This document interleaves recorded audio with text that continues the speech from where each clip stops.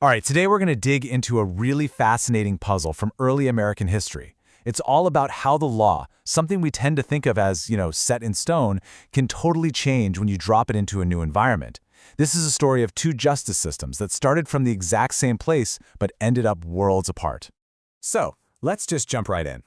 Get a load of this quote. It's from a guy named Edward Maria Wingfield, who was actually the very first leader of the Jamestown colony.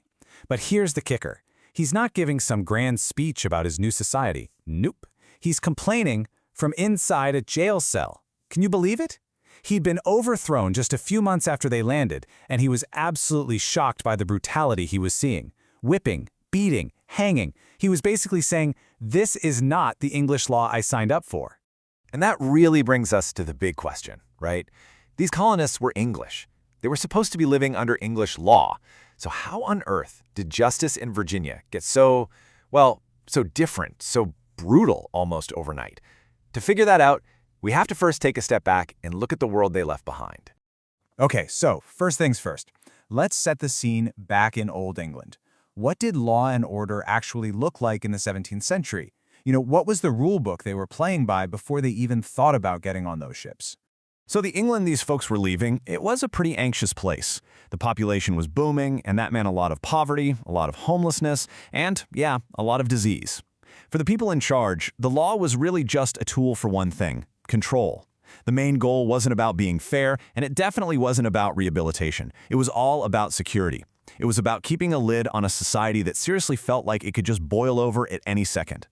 And that intense focus on security, it led to some unbelievably harsh punishments. Look at this. Steal something worth more than a single shilling, which was barely a day's pay for a worker, and you could be hanged.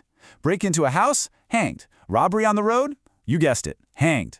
They were especially tough on property crimes because, in their minds, protecting property was the same thing as protecting the entire social order. But, and this is where it gets really, really interesting. The English system had this bizarre, kind of powerful loophole. It was called the benefit of the clergy. Now, it started out as something just for actual clergymen, but over time, it turned into a literacy test. So imagine this. You're a man, you've been convicted of a crime that gets you the death penalty, like theft. You could actually ask for the book. If you could read just one verse from the Bible, you'd get to walk. And the difference this made was, it was life and death. You could have two guys commit the exact same crime. The one who couldn't read, he'd hang. But the guy who could read would just get branded on the hand and then set free. It was this crazy system with a built-in escape hatch, but it was an escape hatch that was really only available for the few, for the educated, for the privileged. Okay, so now let's hop across the Atlantic. We're heading to the brand new, struggling colony of Virginia. The colonists brought that English law with them, sure, but they were about to run into a whole new world of problems. And when I say problems, I mean, to put it mildly, early Virginia was a total disaster. The colony was constantly, and I mean constantly, on the verge of just failing.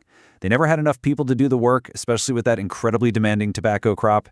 People were dying in huge numbers from sickness and starvation. It was just a desperate, chaotic, failing mess. And you know what? The colonists knew it. They were fully aware that their situation was completely different.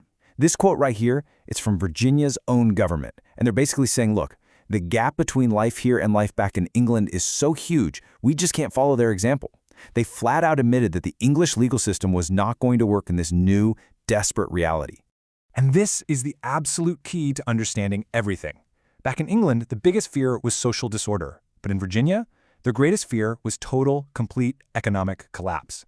The survival of the entire colony hinged on just one thing: labor. Getting people to work. And that fundamental shift in what they were afraid of, it was about to change the meaning of justice itself. So now, let's really break it down. Let's put these two worlds, these two legal systems, right next to each other, and see exactly how that desperate fight for survival completely reshaped the law. This table really lays it all out, doesn't it?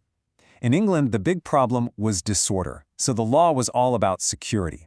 Hanging a thief was a simple solution. It permanently removed a problem person from society. But in Virginia, the number one problem was a labor shortage, so the law's goal was economic survival.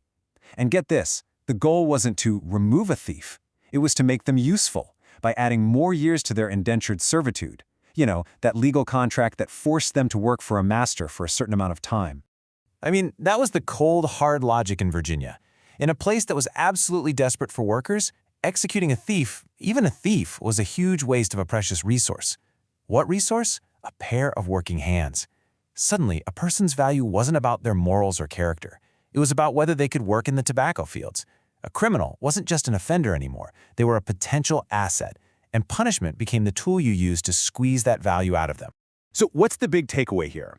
What does this massive difference in punishments really tell us about the nature of law itself?